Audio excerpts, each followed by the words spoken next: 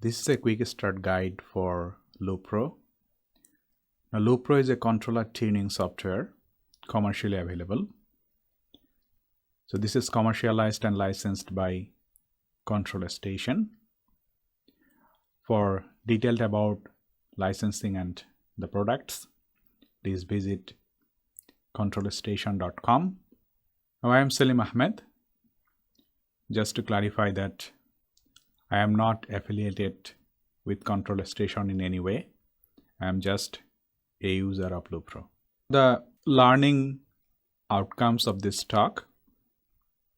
At the end of this talk, you should be able to get data using Lupro case studies. Then you should be able to find a model using those data. And then design a PID controller and implement the controller to a particular system. Now, to start with, Lupro has a number of case studies. So for this example, I will take the gravity drain tank. So when you open the case studies, a new window will appear. And from here, you can get the data. Now, Lupro does not save data while running. So you have to initiate saving of the data. Now, before going to that part, let's look at the process itself. We have a 2-tank system.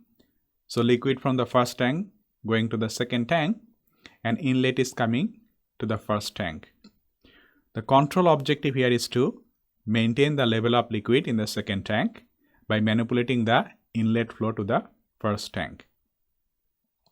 So the output or the control variable is the level of liquid in the second tank. The input or the control variable is the inlet flow rate to the first tank.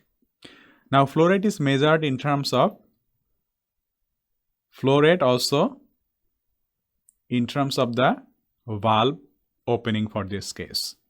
So we'll directly use the valve opening as our input variable. So the left panel, you can see the controller output, meaning the input to the process, along with the measured process variable or PV is plotted. Now, to start with, you need to click on this save and give a file name. So you can have a certain directory here wherever you want to save your data, and you can give a file name of your choice. And when you try to save it, it asks for say what point you want to save. So if I want to save all the data points, I will say 1 and click OK. So it has started saving the data. Now, to do the step test, I'll make a change here in from 70% to 60% and see how the level of liquid changes. So you see that the valve opening went from 70% to 60% and the level is decreasing. Now it has come to a steady value. Let's bring it back to this 70%, and again the level goes back. Again, maybe I can do a little bit of going from 70 to 80% to get a whole lot of data set. So we'll have data for, say for this case, 4 step changes. So you can just increase the history to look at all of these data points at the time. So there is a step down, step up, step up, step down. So you can click here to stop saving the data. So we have enough data to get the model. Now from here you go to this design tab, and when you open the design tab, a new window will appear and you can get this particular data file. So for this case, I have saved this one here. So I'll open this data. So you accept this and you can view the plot.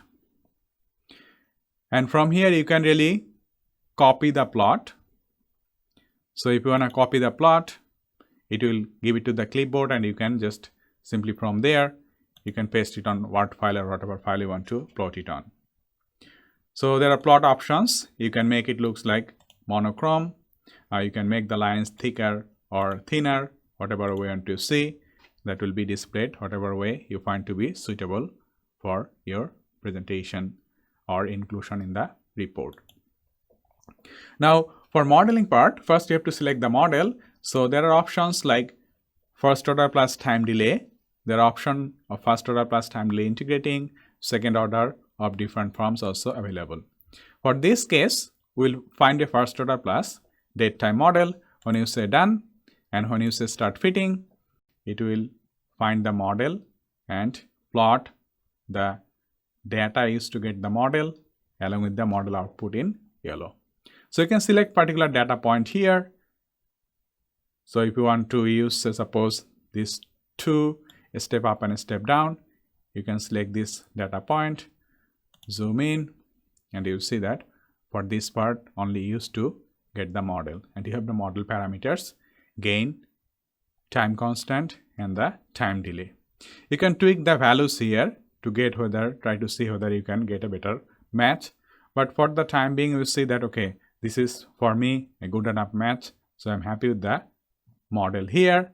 So I say accept and close. It will directly go to this design window to say that a PI controller has been designed for this case using those values. Now the controller has been designed based on some closed loop time constant here. The LoopPro has a set of controller tuning rules. You can use the default setting, or you can choose other tuning methods. For the timing, I will keep the default setting and here manipulate whether I want to design an aggressive controller or conservative controller by manipulating this scale here. Now it will show how this response would look like for a step change for this particular process. So if I make it conservative, the response looks pretty slower. If I make it aggressive, the response becomes faster.